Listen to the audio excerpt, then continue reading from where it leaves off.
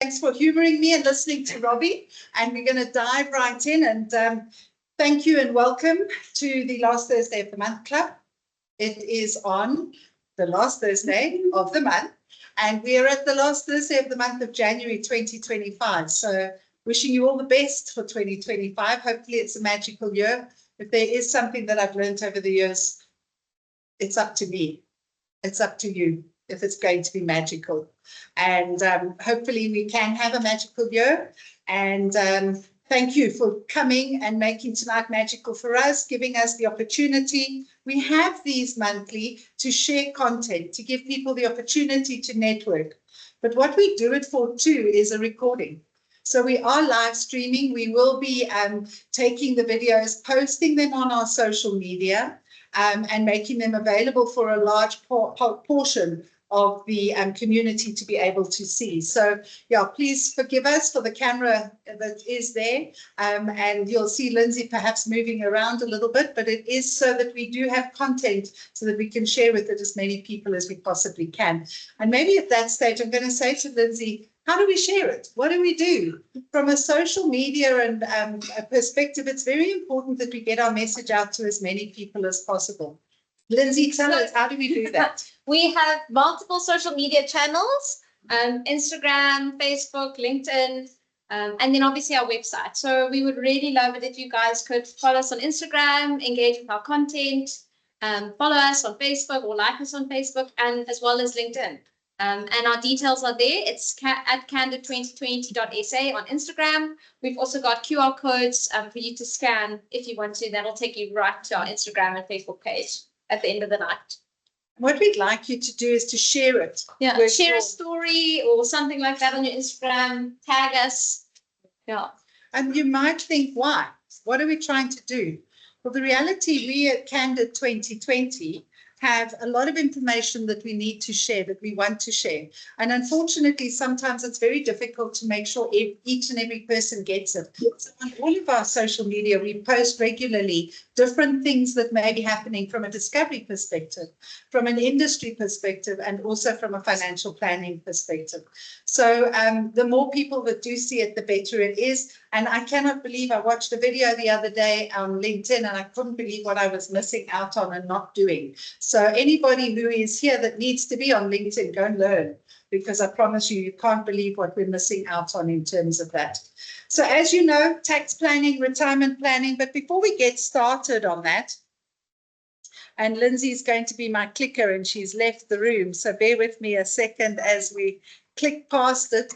We've got 3 segments to our audience. And when it comes to retirement planning or life planning, whatever you want to be calling it, Lindsay, I'm not sure why it's gone haywire there.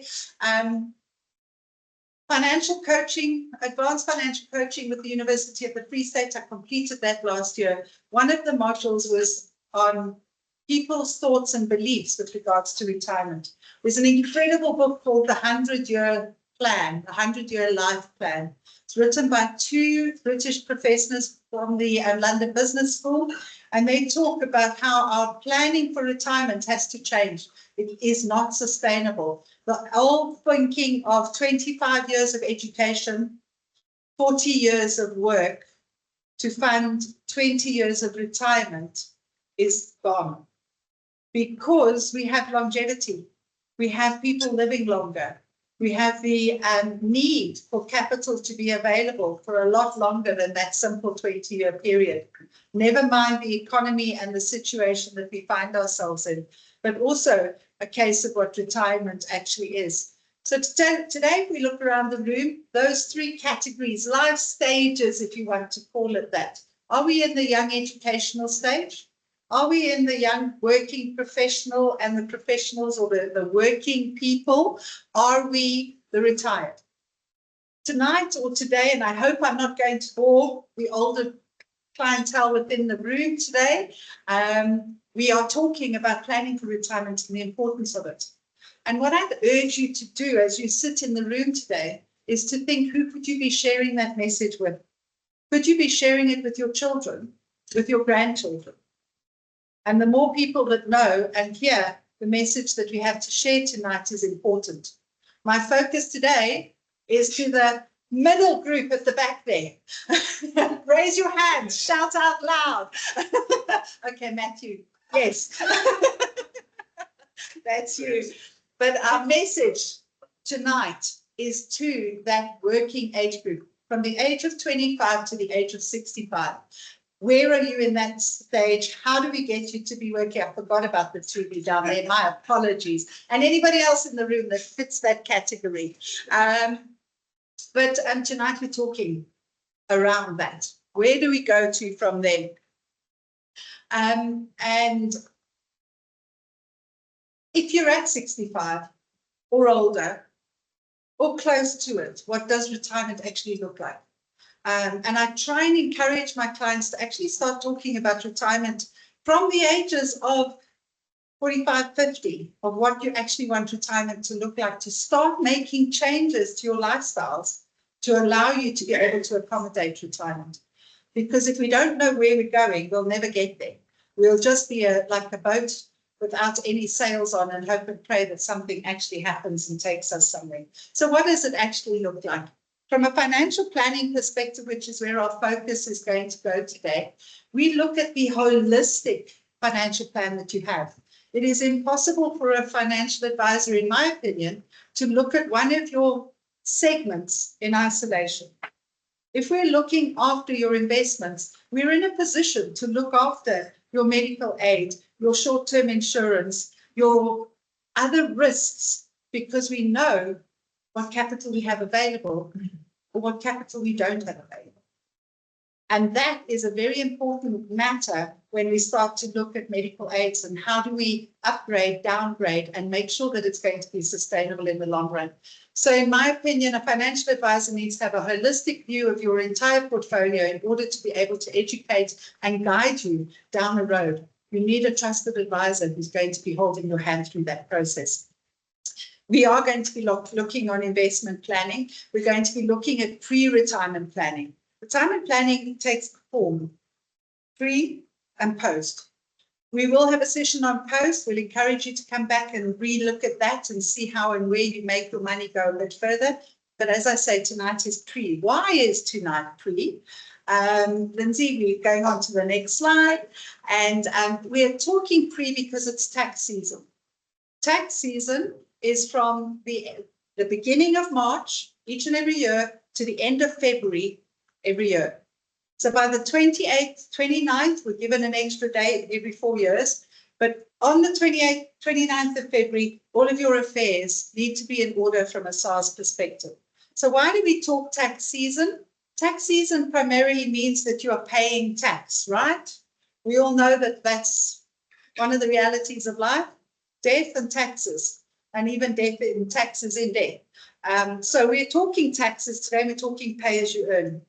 What we want to do is actually say to you tonight, do you know what your taxable income is? And I know I've said tonight is to the youngsters from a pre-retirement. However, please don't lose sight of the fact that even as you retire, you're still paying tax. You still have a responsibility and a liability to SARS. How do you manage that effectively? And that's critical that you sit with a financial advisor who can guide you to make sure it's tax efficient. So while we're talking taxable income, how do we know what our taxable income is? It's quite simple. We take into account our earnings. And those earnings can be from various sources. Salaries, consulting jobs, side hustles, whatever it may be. Interest gives us an income. Any interest that you're earning on your investments is taxable income. It could be your income from your living annuity. It could be rental income. There are many sources of income that are going to be taxable. I can't think of any income that's not taxable. So any time you're earning money, unless it is as a result of after-tax money. So in other words, investments that I have and I'm drawing a regular income from it, everything else is taxable. When you know what your taxable income is, that's important to be able to say that is what SARS is going to look at, and they're going to put it into a tax table. And that tax table is going to give us a figure that needs to be paid in the form of income tax. They change every year in the budget, and the minister increases, decreases, change the bands, etc. But when you know your taxable income, it goes into pay-as-you-earn tables, and an amount is now liable and payable to SARS. Typically, if you're earning a salary, there's pay-as-you-earn that is coming off. It says, as it is, pay as you earn. So each month, your employer is saying, how much should we be paying SARS? We're going to pay it across to SARS, and hopefully at the end of the year, we reconcile.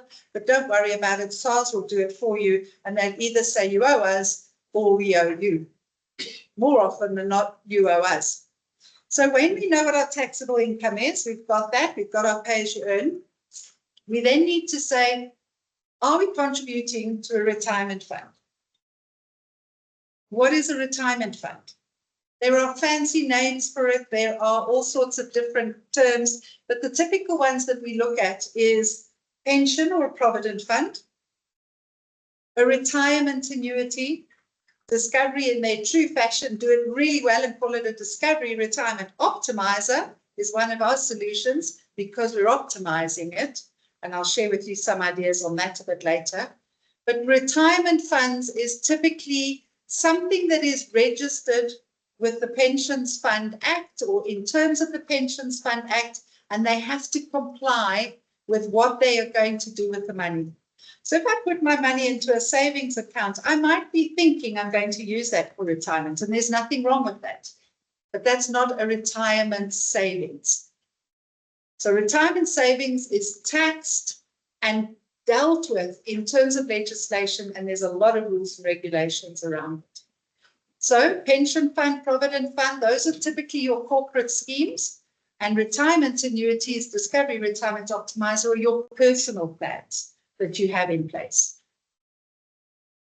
Now we're going to look at your allowable tax deduction.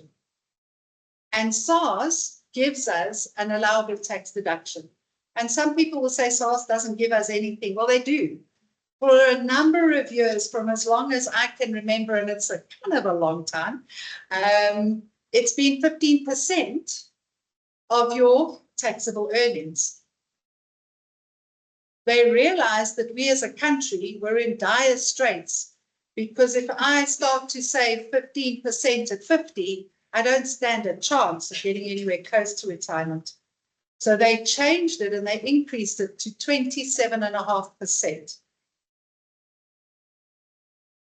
So 27.5% of your taxable earnings can be used as a tax deduction against your income that you are going to be taxed on, right? It's capped, however, at 350,000 Rand. And that capping is to stop the mega wealthy from using all of the laws and the regulation and legislation to their advantage, which they've done for a number of years, if they were smart and in tune with a good financial advisor. So whilst we have that cap, that doesn't mean you can't contribute more. You certainly can. You won't get the tax deduction this year. You will get the tax deduction when you retire. So if you have the opportunity to do a lot more than 350,000, do it. And know you're deferring that allowance for when you do retire ultimately from your pension, retirement funds, etc. Given you a brief calculation there. In preparation for today, Lindsay and I had a look and we said, what is the average professional income in South Africa? And within the working population, the average income is 28,000 Rand. 28,000 Rand, this person earning this income is paying pay-as-you-earn of 4,200 Rand. The higher his salary, her salary goes, the higher the tax will go because it's not a flat percentage. The rate increases exponentially. Anybody know the highest tax rate that you can pay? 45%. Yeah. So this person, I haven't done the calculation to work it out, possibly sitting at about 18, 20%, possibly somewhere around there. His allowable tax deduction, and I don't know why I'm being gender specific and saying he, why am I not saying she? Because she would be earning more. He, she, they would be earning, they have a tax deduction, that's what you get for trying to be funny. They would have an allowable tax deduction of 7,700 Rand. 27.5% of the 28,000 Rand. If they contributed that 7,700 to an allowable pension, retirement, provident fund, their tax would drop. They would now be paying tax on an amount of 20,300, right? And instead of paying 4,200, they would pay 2,200 Rand. So they would pay less tax to SARS, and they would have an asset of 7,700 growing and compounding over a period of time. And that's what we mean by saying, let's make your salary tax efficient. Let's make sure you are saving the maximum amount that you can and reducing your tax as much as you possibly can. Any questions on that number and that thought? Have I got everybody taken you there? I just want to cross-check my understanding. So it's a good thing if you're working to make sure that your employer deducts your pension or your provident fund contribution before tax. So there's two schools of thoughts there, and it depends how complicated you want to be and where your logic and your thinking goes. If I earn the 28,000 Rand and I don't tell my employer about it, they're going to tax me on 28,000 Rand, right? Because they don't know about my retirement savings. When it gets to the end of the tax year and SARS does his reconciliation, each and every insurance company is obliged to send through all of their data to SARS to say Shirley contributed 7,700 times 12, and I will get a refund from SARS. I could go back to HR and say to HR payroll, please consider it. The insurance company, your broker, ourselves, Candid 2020, will give you the information so that HR payroll can deduct it and you'll pay less. Which is better? Well, I don't want to wait for SARS to give me a refund. I'd rather have the money in my bank account if I could. But some people want to say, I'm going to use that refund to go on holiday. So it's a form of forced saving. So it's entirely up to you. One way or another, you're getting your money. And that's what I think is important. I always think a bird in the hand is worth two in the bush. But that's my thinking and my logic. John, you had a question? I think you answered it. It's your choice then to say I like it to be done monthly or annually. But if you're doing that, you should highlight it. Absolutely. Spot on. How does that work with provisional tax? If you're provisional taxpayer and you deduct before you pay provisional, or does it have to be part of your return? No, it should be part, as you're calculating your provisional tax, you should take it into account because you're aware of the fact that your contributions have been paid. So it would be part of your provisional tax calculation. Okay. Yes. To click on a provisional tax, how then the size determined? Do they look at what you paid in the past and take a lump sum? No. SARS will give you an estimate there. However, it is your responsibility, your accountant's responsibility to declare what you envisage your income is going to be for the next year. So SARS don't know. If you do not submit a return, they're going to assume that you're not compliant, and they will then say this is the tax until such time as they get the actual formal evidence when you submit your return. Getting that it's just a lump sum that become a provisional tax amount, not. No, it should be a sit down with your accountant. What do you think you're earning? What are your expenses? Where are you at? We think you're going to be earning X amount. We're going to put that in. You get 3 returns for a provisional, first, second, and then the third is to go, oops, wait, hold on, we made a bit of a mistake. This is actually how we've ended. So the first 2 are estimates. The second one is this is how we're tracking. Let's name him, and it's your fault because we gave it a Bob instead of a Sarah. So Bob is earning his 28,000 Rand.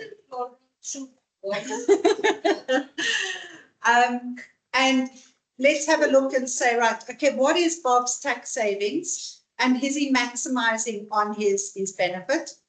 And how do we help Bob use SARS to actually look after his retirement? And why do you think SARS would give us a tax deduction? To encourage us to actually save for our old age so that they have less people dependent on the grant, if you can think that that's even a possibility. But it's to encourage people to actually start saving. And that's why the 15 went to 27.5%. So what we would do with our clients is we'd sit with them and say, how much are you contributing? Where are you contributing? Because people do have corporate work with a pay slip and a deduction. They do have side hustles, etc. So we look and we add up all of their income, and then we say, right, where are you contributing? Because somebody will have started an old mutual policy when they were at university, or they had this policy there, and they might have 3 or 4 different places. We then add all of that up to say, right, how much are you contributing, and how much should we and could we be contributing to get to the 27.5% capped at the 350. So what we do for a lot of our clients is we say, now I'm hoping I'm not jumping ahead of myself here, is have something in place. Stretch yourself. I'll get there. But have a compulsory debit order. Somehow, by the grace of God, in some instances, we pay our debit orders. But we don't put money in our savings account somehow. I don't know why. Make sure that debit order comes off, force it. Stretch it, make sure you can survive, but it's there. At the end of December, January, start sitting down and saying, how much was my income? How much have I spent on saved on retirement? How short am I? And make contact with us to be able to put in a lump sum to top up that 350. And that is why tonight is so important for tax season. You are given the next 3 weeks to be able to correct any of your contributions that you haven't made to maximize the 27.5%.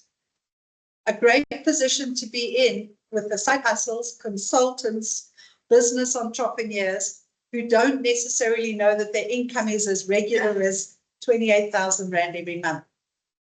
So have something that you commit to and then top it up before the end of the tax year, which is in the next 3 weeks. Everything we want in, preferably by the 20th of the month, so we can make sure everything gets allocated properly. Don't do what we did last year. Did our lump sum on the 28th, and it only got paid into the investment account after things happened on the 8th or the 9th, and now we have to pay SARS. So give yourself plenty of time to be able to make sure that the paperwork is done and the funds are allocated into your investment. Now we've got our investment, right? And I use this, anybody who sat with me for any consultation regarding investments or anything will have had a look at this. I call it Investing 101. That wrapper around the end is our retirement wrapper. I get quite annoyed when I read articles and hear news clips from people saying retirement annuities are a waste of money. And I can sit and I can argue until the cows come home, but that is not the case.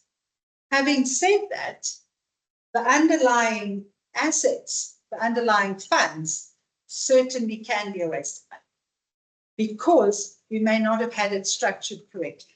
So when we look at this wrapper, we look at the underlying asset classes, we look at the underlying asset managers, we look at fund performance. Historically is all we've got to go with. There will be ups and downs Our goal and our objective is to make sure we have more ups than we have the downs.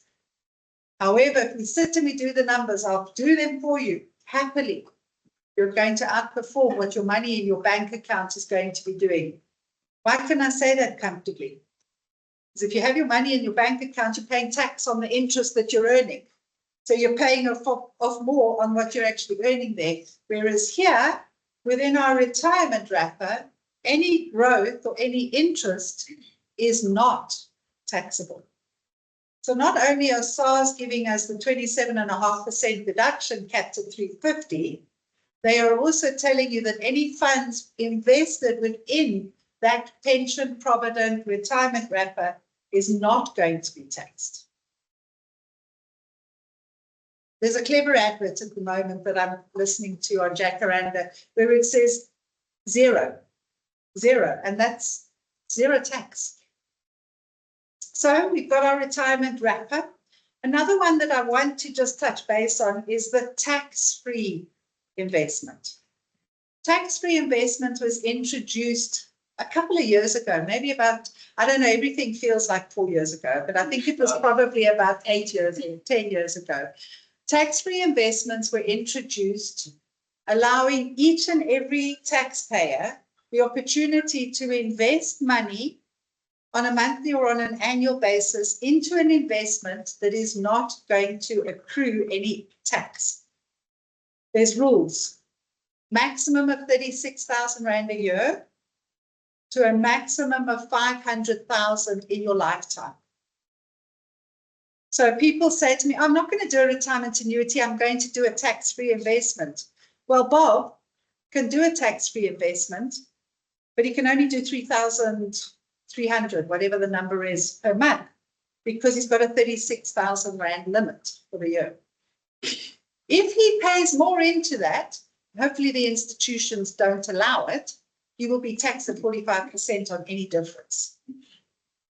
So it's very important. Plus, we have that 500,000 Rand lifetime limit. Logic would say, well, you know what, I've put in 36. I need to go on holiday. Let me take my 36. I can put it back in. Every time you take out, you are depleting your 500,000 lifetime allowance. And not many people know that. So tax-free investments have their place. Make sure that you're contributing to one. And again, they have to be in place before the end of February. So it's not the loophole that people. No, not at all. And in fact, it was very strategic because what they did is, you may remember from years gone by that there was an interest exemption when you submitted your tax returns. And every year in the budget, they would say, we've increased the interest exemption, but they would go up ever so slightly. And now what they've said is, we don't need to worry about increasing that amount because we're giving you the opportunity to invest your 36, which is compensating for that creep in terms of what interest would be doing with inflation. And that's the logic behind it. Great opportunity, not something to be overlooked, and a very important opportunity for our wealthy clients to be saying, I'm going to do an investment for my child, for my grandchildren. Provided it's not, here's for my grandchild, and maybe if they need to go on school tour, they can use it, because now we've actually snookered them because it's their 500,000 lifetime. Sorry? You snookered yourself. You snookered yourself because you'll end up paying for the school fund anyway, and the trip, and the, but yeah, sorry, you had a question. I guess you can only have one tax-free. You can have 3 or 4 tax-free accounts, Okay, let's say for instance. but capped for at example, 36. I arrange a tax-free account for my grandchild. Yeah. Could I have a tax-free account for myself Yes, at the same time? yes. So you're tax-free, so it's one taxpayer. So you've got your child, you can have your tax-free for your child, you can have one for you, The ID number. per ID number, Oh, the ID number. How many Thank you. grandchildren? per ID, 100, your choice. We start to get, I hope you have it. We start to get a bit tricky because if I have 10 grandchildren, and I'm giving them 36,000 each, that's 360,000. Tax-free investments are going to love it. That's not a problem. We've got no problem there. But I, as a taxpayer, am only allowed to donate 100,000 rand in every tax year. So now it could be looked at as to say, how did they get the money? Should donations tax have been paid? But it is still a great investment and something I would encourage. Yes. Shirley, is there a way to find out how far off you are on your lifetime without success? Based on maybe historically you've had tax-free investments. I would imagine, it's a good question, Sawaba, I'm not sure. I would imagine SARS is keeping track of that. It's in their best interest to be, and I would imagine that's where it is going to be. Remember, at the tax year, you tell SARS about your tax-free investment and you tell SARS if you've disinvested. It's one of the questions when submitting your tax return. So they're going to be keeping track of all of that. So maybe it's worth calling. And or looking at your historic tax returns. But calling is probably not a bad idea, and then share with us what the answer was. Perfect. Any questions? Tax-free investments, important, should be part of your portfolio. It does not replace retirement planning at all, categorically.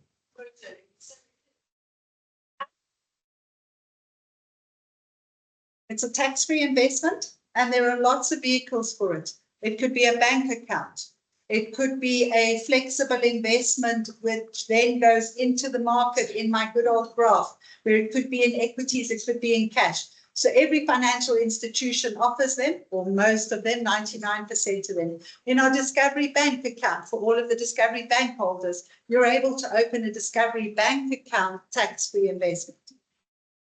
You can go into our flexible investments, which is, and then have a tax-free investment within that. So every financial institution has them. We'll chat to you afterwards, Zoe, and get one set up. Sorry? We don't encourage the bank. We don't encourage the bank because the interest rates are limited to what interest rates are within the bank. And if we're investing this money for a long term, right? Because it's our 500,000 rand lifetime allowance, why would we want long-term money in a lazy bank account? We need to make sure that our tax-free money is going into an aggressive portfolio because we shouldn't be touching it.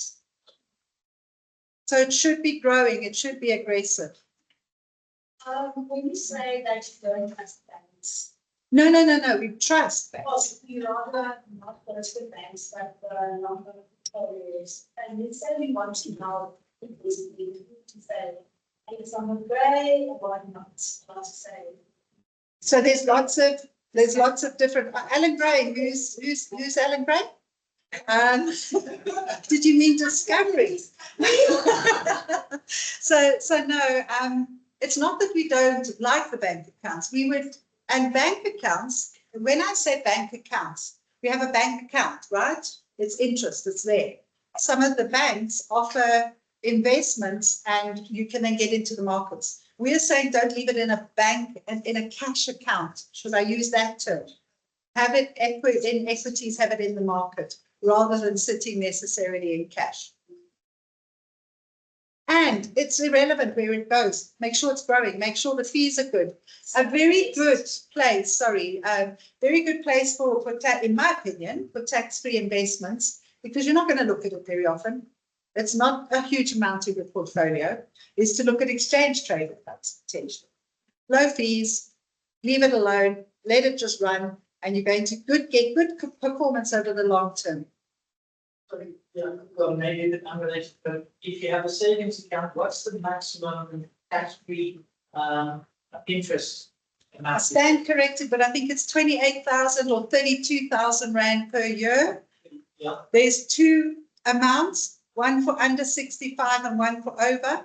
And I stand corrected, it's in the region of about 30,000. Thanks. It's a long time since I wrote my CFP.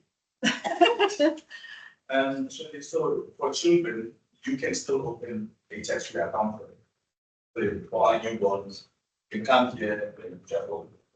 Absolutely. However, they turn 18, whose money is it?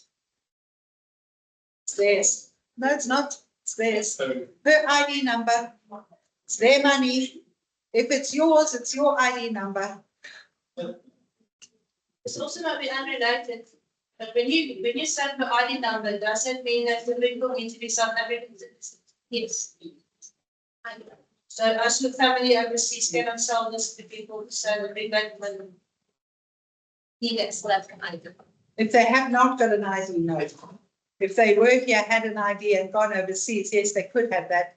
But now we're getting technical, financial immigration, etc. But okay, the big question, and I get it all day, every day when I talk to all of my clients, I can't afford to save for retirement.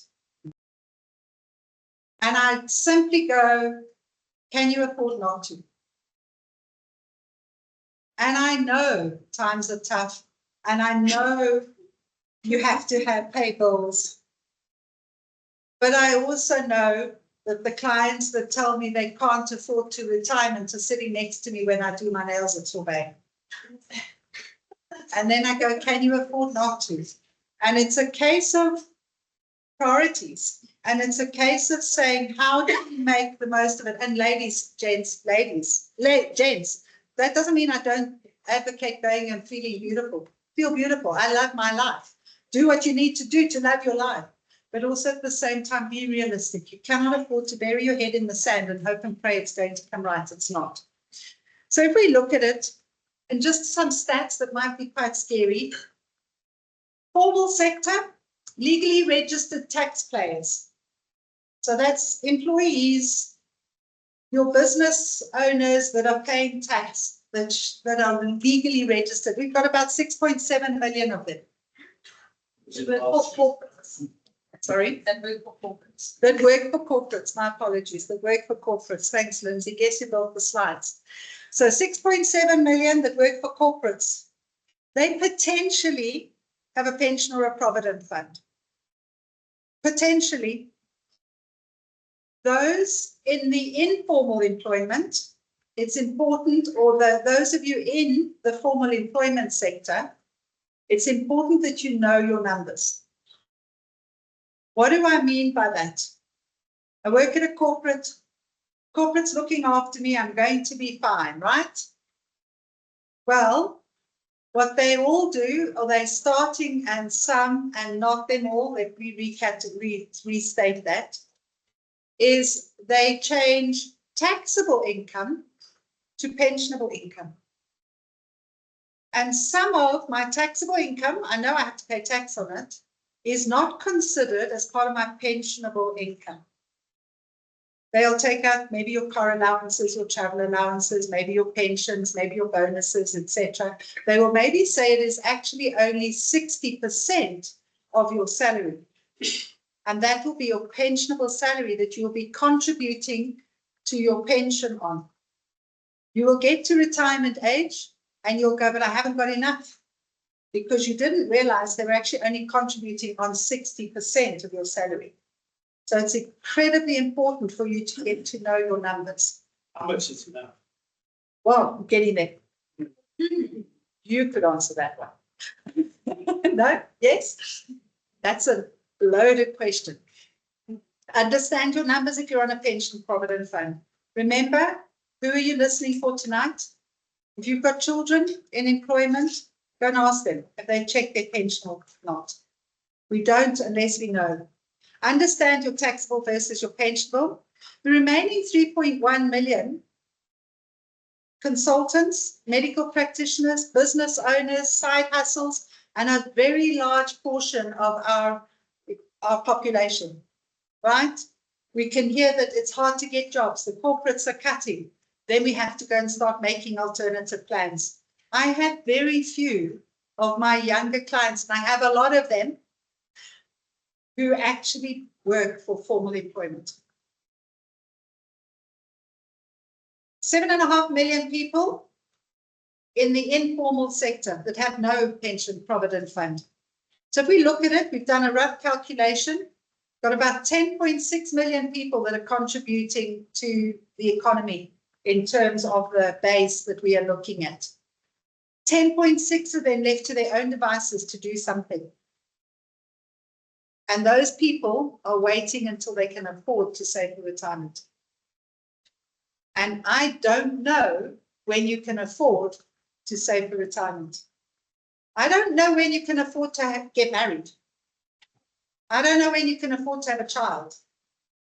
I don't know. When I was young, I just did it and made it happen. I know that you can never afford to start saving for retirement. You have to. It's not even a question. We look at how much is enough. There's a formula out there that's called the rule of 25 that gets thrown around the financial services industry. And if we look at the rule of 25, essentially what it's saying is my budget, my needs, my income, multiplied by 12 to get an annual, multiplied by 25, gives you a good rule of thumb of how much money you need today to be able to continue to earn your 28,000 Rand. It's a guesstimate. It is something rather than nothing. So if you're sitting here and you're going, how much? Take out your calculator, your salary or your budget, multiplied by 12, multiplied by 25 is a good number that you should have in the bank. And then you could be starting to consider being financially free. However, we have a very horrible thing that creeps into our lives more often than not in this country, and that's inflation. If we just look at it 10 years ago, the equivalent of earning 28,000 Rand today was 16,000 Rand 10 years ago, just with inflation. And that was an inflation rate that I would argue and debate. I think it was a 5%, 5.8, close to 6%. What is true inflation? I know medical aids is what? 10. Education is what? 10. She hasn't educated a child yet. So inflation is critical. 28,000 in 10 years. You'll need to be earning 46,000 to do exactly what you're doing today. Inflation is scary. And that's what chucks the rule of 25 out and into the water. And that's why it's critical that you sit with a professional to ask them how much is enough. We still use estimates. What is inflation? What are we anticipating the growth of the investments to be? But we give you a very good idea of what that number should be in order for you to sustain your lifestyle going further forward. They are frightening numbers. Sometimes I don't like to use them because it scares people so much that they do nothing. But I think it's critical that you know, and then you say, right, what can I do? And then our role is to say, well, sorry for you. You're not going to retire at 65. You're going to have to find an income until you are 75. Or sorry for you, you're not going to live on 28,000 Rand. You're actually only going to be able to live on 18,000 Rand. And now you can start to make lifestyle adjustments and changes of how am I going to earn an income till I'm 75? Or how am I going to juggle my expenses so that I can live on 18? And the choice is yours. But a professional is going to guide you and give you that information. And that is why we say it is critical for you to know your numbers. And now is better than ever. So if we go back to Bob, 6% of South Africans can retire comfortably. And I don't know if comfortably is comfortable today, 6%. And you're quite right. If we carry on doing what we're doing, that number is going to reduce and reduce and reduce. It's 2% that can retire comfortably. The other 4% are retiring and making it work. And the others are struggling and really becoming critical. 35% of the middle class have no retirement savings. We're on a road to absolute disaster. 25, Ryan, is the ideal age to start. The rule is that if you start at 25 and you contribute 15% of your earnings every month for the rest of your life, increasing every time you have an increase. When you get to 65, which is not the rest of your life, as the rest of the group will tell you in the room, but when you get to 65, you will have enough of a capital base to draw the last salary you had for the rest of your life. But we don't start at 25, and we don't increase it every time we have an increase. And we use it because, well, we want to renovate the house when we leave our job and we need to access it, or we think we maybe should settle that and pay that, because life happens. I'm not saying it's wrong, but then don't expect to retire comfortably if that's not what you're doing. So if we look at it, and I just want to show you a little bit about compound interest. Albert Einstein said it was the eighth wonder of the world. He also went on to say that those who understand it earn it. Those who don't understand it pay it. Quite deep, and when you think about it and hear it, just keep saying that to yourself until the penny drops. If I'm borrowing and borrowing and borrowing, I'm paying compound interest. If I am earning and saving, I'm growing, growing, growing. So Albert Einstein, this just gives you an indication. Starting at 25, putting away 500 Rand a month, the future value calculations using exactly the same principles. I'll have invested 240,000 Rand. By the time this person reaches 65, 40 years, they would have an amount of 1.5 million. That's the growth. Sorry, that's the interest they've earned. The total amount would be 1.7 million. If they wait 10 years and do exactly the same thing, they will only have 750,000 Rand. Ryan, can you afford to wait? So if we have a look at it and we go on to the next slide, Lindsay, sorry.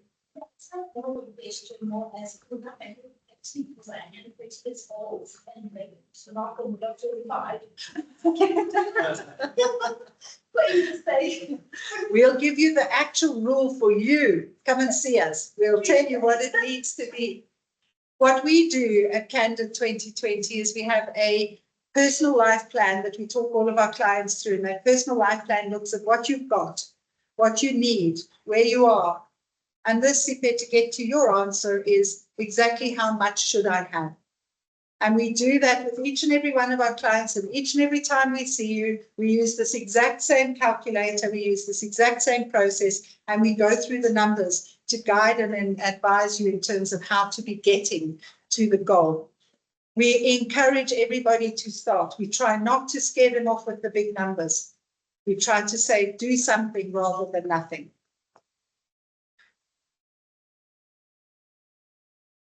Why Discovery?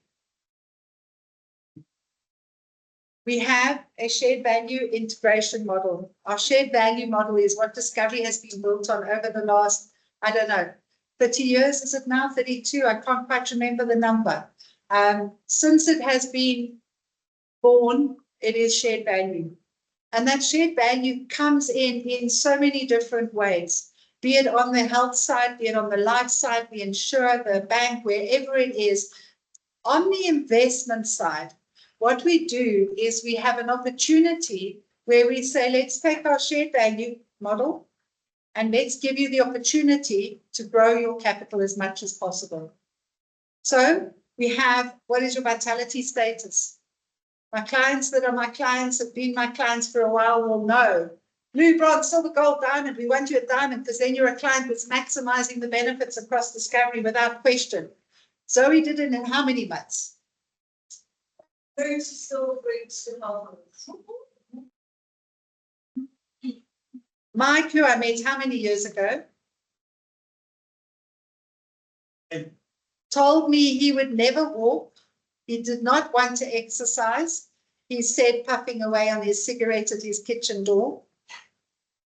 He picked up his 100th shirt for Vitality Active Rewards a couple of weeks ago, which means, for those of you who don't know, that he has been active for 100 weeks in a row without skipping, and that gets tough because you start off at 100, 200, 300, but you go to 900.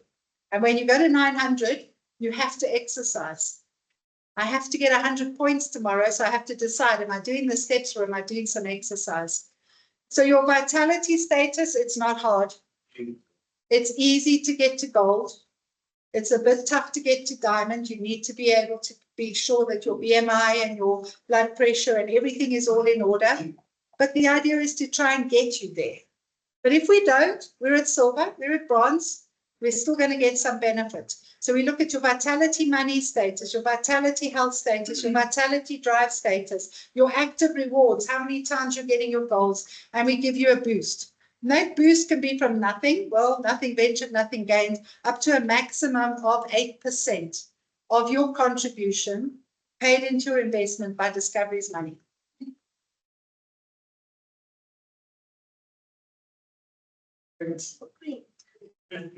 You need to have a look at it. You've got a point there. We must look at it. So why Discovery? I don't know any other competitors giving that type of reward. Yes, there are other types and there's different words for it. Let's analyze how and where they come in and where they suit your portfolio and if they are better for you. Retirement structures. You may have had that Old Mutual from varsity days. You may have your preservation funds from when you worked at that corporate 5 years ago. All of those funds are all sitting there and they have an opportunity to work. Make sure you get to know where they're working, how they're working. And if you give Discovery the opportunity to invest those funds, do a Section 14 transfer into the Discovery stable, where we have incredible asset managers available. We have a boost that is given based on your number of years to retirement. So that boost will give you an opportunity at age 65 to have up to, and they have specials periodically, 15, 12% of your capital. So if we're chasing numbers to get to that golden line at the end of time, we need to be maximizing as much as we can. And more importantly, it puts it into a trusted advisor space where it can be monitored and managed, and we can make sure that we're doing the switching of the funds and trying to get the best performance we possibly can. Post-retirement, why Discovery is even sweeter, because you have the opportunity, once you are retiring, of drawing down the least possible capital and getting up to 50% boost on your income every month. So when you have a retirement annuity or a pension or a provident fund and you are transferring it to a living annuity, make sure you have spoken to us. Make sure you know what contribution boost you could be getting on your living annuities. It could change your life. I've seen it. We've experienced it. So although we're talking pre-retirement, please don't lose sight of the post. We will be having another session where we talk post-retirement. We will also be having an under 35 night coming up. Watch this space. I'll be invited. There will be pumping music and musicians and cocktails and all sorts of good stuff. In fact, I may not even be invited myself. I will be leaving it to Lindsay and all the actuaries to hear and answer what they have. What's quite important as well is for us, while we're talking retirement planning, is to talk about the two-pot system. The two-pot system went live on the 1st of September 2024. And essentially what it is it's giving the population the opportunity to access some of their retirement savings before retirement. When I first heard about it, I went, oh my word, what are we doing? Are we crazy? Are we foolish? What are we doing? And I started to unpack it and learn it so that we can share it with our employers, groups, our pension funds, and our employees. And I then realized it was incredibly tactical because there are limits. Those limits are relatively low. What they have done in the background in conjunction with it is that they have said that any contributions to a pension or a provident fund from the 1st of September onwards will not be accessible in full when you retire from when you resign from an employer. In the past, when you resigned, you got all of your money and you could do with it what you want. Now you can't. So they've given and taken to be strategic. It's not bad. We needed to have some relief for families and households that were in dire straits, and that was the way they could do it. COVID was one of those situations. However, it comes at a huge price.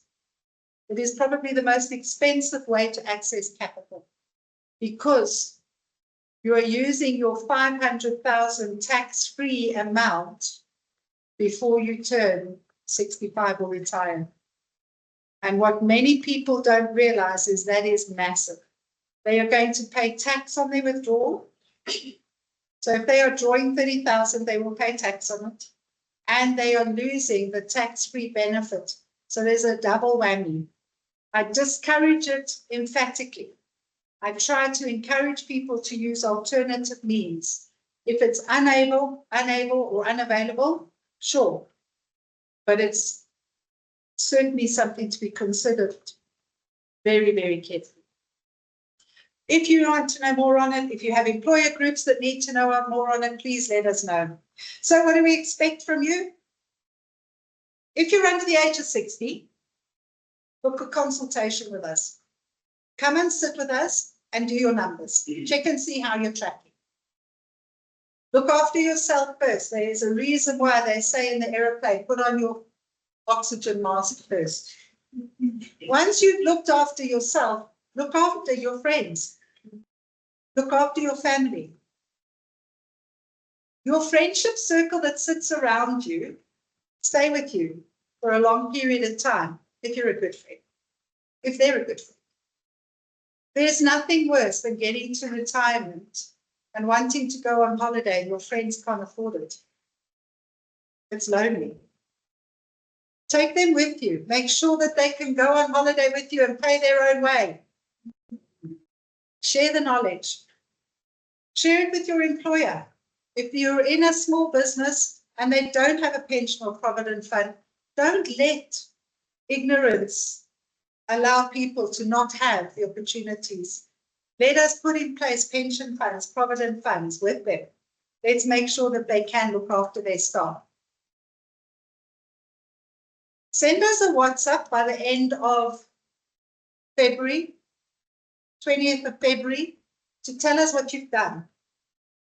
We walk out of these sessions every last Thursday of the month, and somebody says to me, was it worth it? And I have no idea how to value it.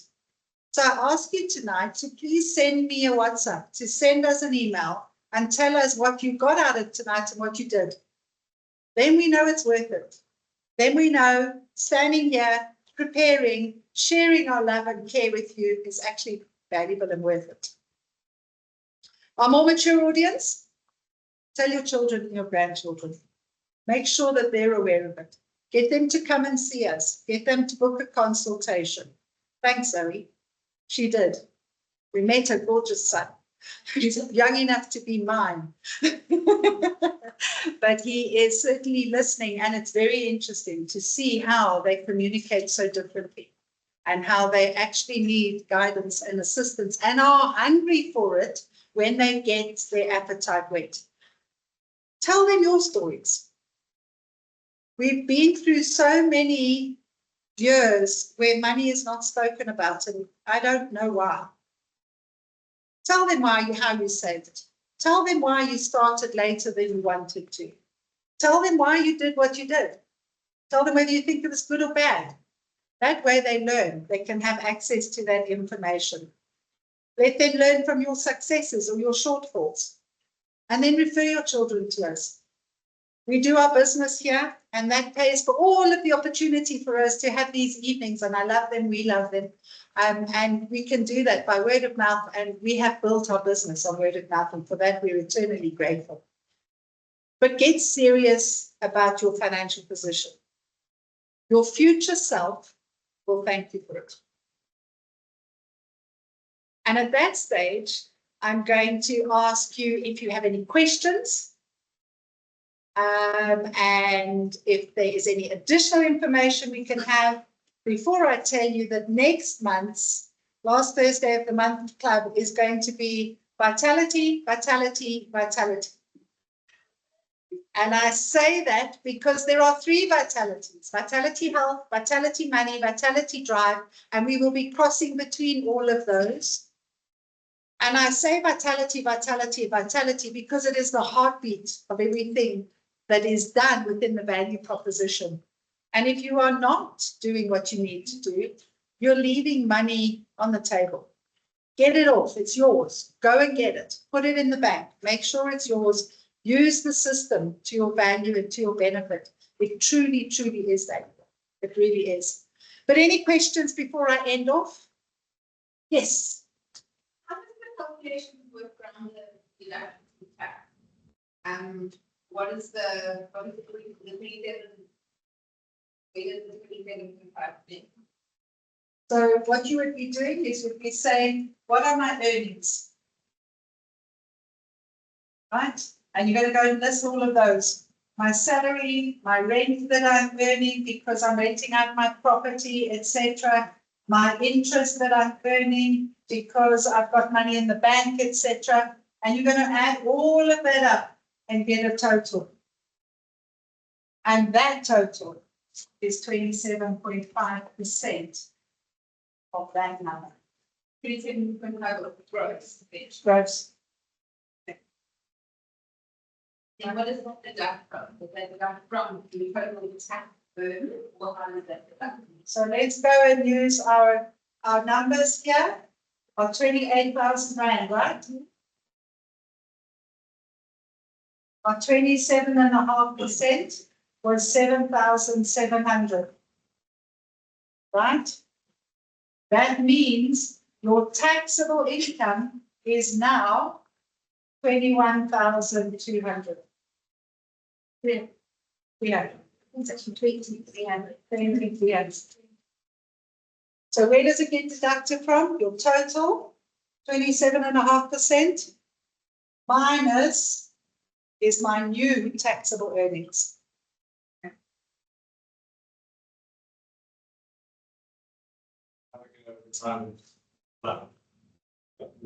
That's not right. Spot on. Lump sums, 20th of the month is our cutoff. Tax-free investments, 20th of the month is our cutoff. Get to us, have your numbers known. We look forward to having fun with you in retirement. There's nothing worse than sitting with a client who doesn't have enough. It makes life very hard. The GP, one of the guests, they're going to use it. The GEP. GPA. You're talking about Going to government. takes me back to post-retirement. You did mention that there's a family working for the government and they want to buy into a discovery living on unity. Is that something that you would promote? Hence, I'm asking, aren't they like one of the best structured?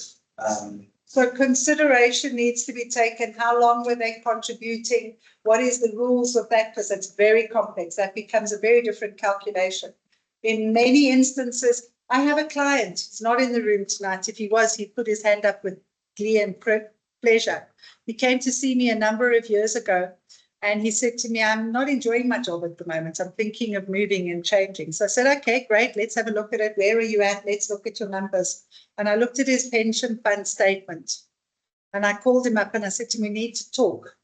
So he said, why, what's wrong? And I said to him, sadly, you are never leaving your employer. So he said to me, what do you mean? And I said to him, you are on a defined benefit contribution. You're on a defined benefit pension fund. That meant that if he stayed there, he would get his last salary forever.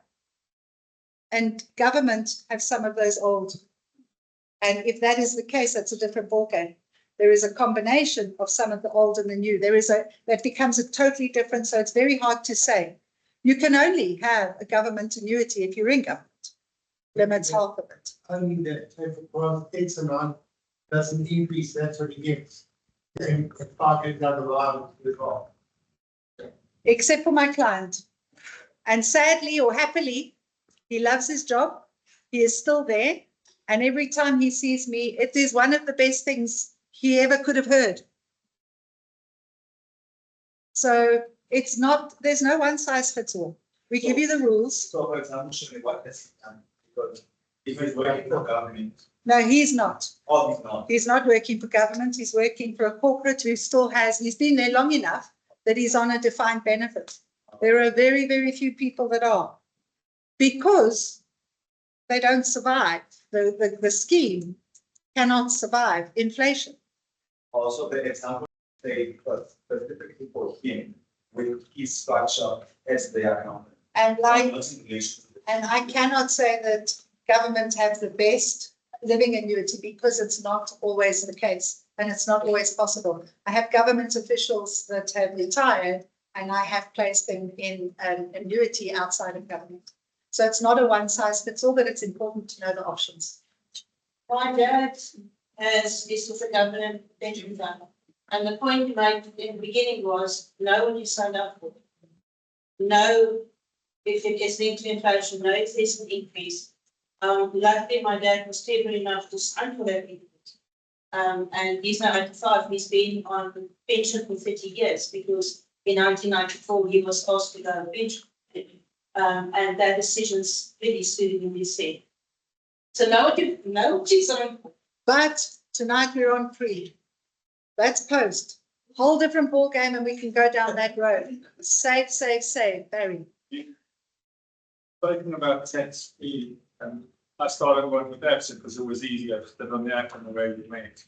So 1 March, I'm about to pay another 36,000 into it until tonight. So thank you for that. And can I now take it out of that ABSA and put it into something that you might recommend, or do I just start another? You can, it'll reduce your 500. Again, it's not a one size fits all. In some instances, you can do transfers across to another institution, but now we get a bit technical. In all likelihood, you will leave that one and continue to leave it there and start another one. Sorry, I'm a youngster. You run for a scenario where it's like percentage account would benefit me. Yeah, I wouldn't know what's to start. Nothing. Yeah, that's And that is probably the best way to understand it. It is there for an absolute emergency. If the wheels fell off the bus, it's yours. You can access it. But you actually want to see it as, this is topping up my money when I retire. It's there for an emergency. It's there for when I need it, or it's there for a legacy that I'm going to leave to my kids if need be. It's just making use of a vehicle that governments have made available. It's not critical. You know, it's not, Lindsay loves it. And I go, Lindsay, I hear you, but it's maybe we could spend the next 5 minutes talking about something that might be a bit more beneficial. Having said that, it's there. Use it. Why not use something that's there? So I'd be saying any money that I don't particularly think I'm going to ever need, put it away. It's there.